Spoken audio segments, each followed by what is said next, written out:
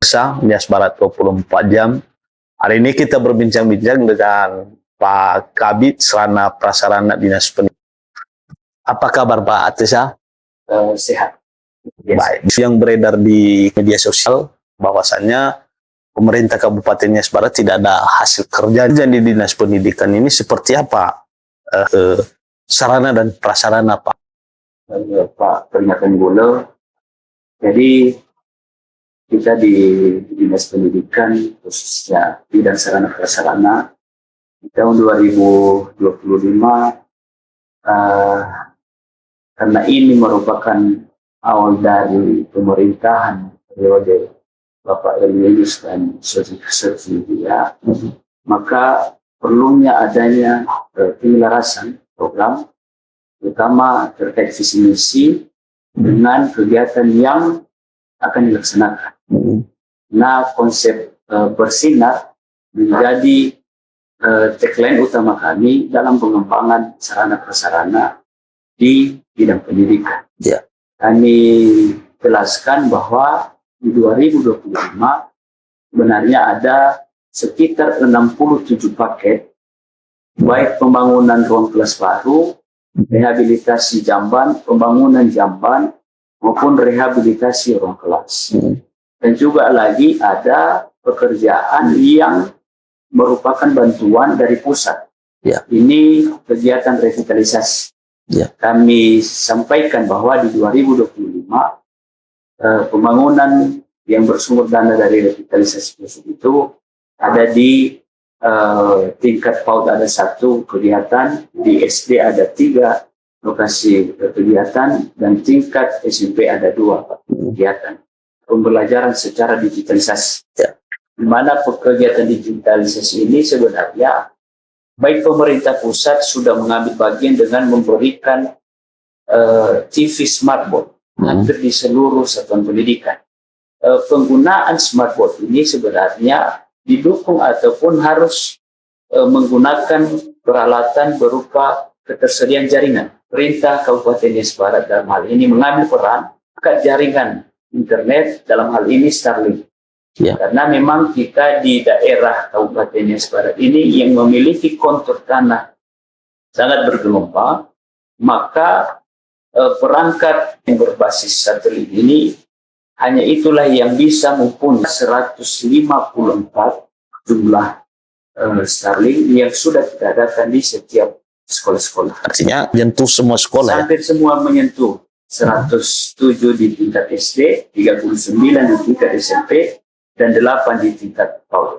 Sudah aktif. Artinya ini kita dari Dinas Pendidikan menyediakan perangkat, maka untuk mengoperasikan ataupun menyediakan layanan jaringan itu merupakan kewajiban dari masing-masing sekolah yang melalui dana BOS.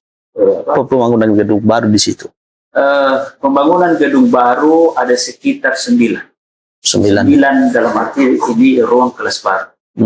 Yang lainnya itu ada rehabilitasi ruang kelas. Yeah. Karena kami melihat dari 7 sampai bulan 10 ini, kami sudah melaksanakan penilaian dan pembobotan kondisi bangunan gedung, dan rata-rata memang tingkat kerusakan bangunan gedung di Nias Barat ini bervariasi mulai dari 55 sampai 100%. Perhitungan rata-rata memang kualitas bangunan di kita ini berada di angka 75%. Yeah. Baik dari APBD pemerintah Nias Barat maupun dukungan dari pemerintah pusat. Kita dari Dinas Pendidikan dalam hal ini bidang sarana prasarana berusaha mencari solusi ataupun peluang-peluang. Sekarang ini selain dari APBD ada namanya revitalisasi. Ya. Revitalisasi ini kegiatan yang bersumber dari dana pusat. Ya. Nah, dulu pertama yaitu data dapodik. Ya. Bidang sarana prasarana mulai dari akhir ada istilah kami di bidang sarana prasarana ini klinik dapodik. Klinik dapodik ya. Klinik dapodik artinya klinik dapodik ini kita coba melihat, melihat kondisi existing dan menggambarkan kondisi sarana prasarana itu secara benar dan real. Sehingga pada saat nanti pemerintah pusat menarik data, melihat kondisi sarana prasarana, maka secara gamblang data yang disampaikan oleh masing-masing satuan pendidikan bisa dimengerti dan menjadi salah satu prasyarat utama mendapatkan bantuan revitalisasi. Ya, namanya itu UKS ya. Iya, UKS. Bangunan itu, Bang.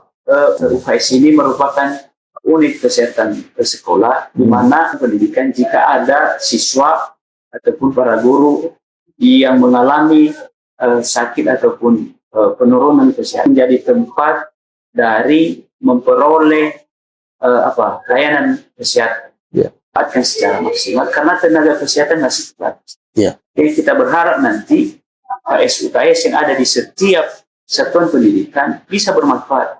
Karena kita lihat penerimaan P3K pada waktu saat ini dari tenaga kesehatan sangat banyak. Ya mungkin kita bisa menyarankan kepada kita agar UKS itu diisi oleh para tenaga perawat yang memang standby di setiap sekolah masih belum semua ada.